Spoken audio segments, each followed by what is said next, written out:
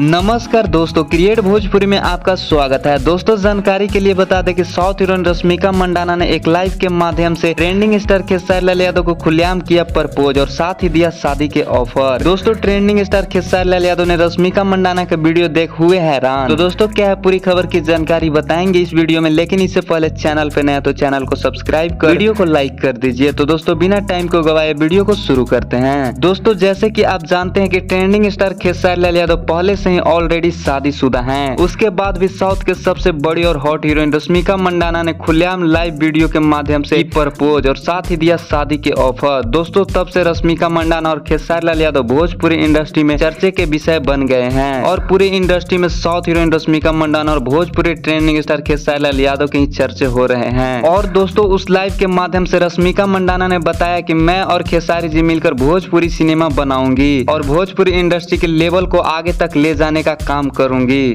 दोस्तों आपको बता दें कि साउथ की इतनी बड़ी हीरोइन रश्मिका मंडाना शादीशुदा होने के बाद भी खेसारी लाल यादव को दिया शादी के ऑफर, लेकिन दोस्तों खेसारी लाल यादव का कोई भी रिप्लाई नहीं आया है। तो दोस्तों खेसारी लाल यादव को रश्मिका मंडाना से शादी करना चाहिए या नहीं, आप कमेंट बॉक्स में जरूर बताइएगा।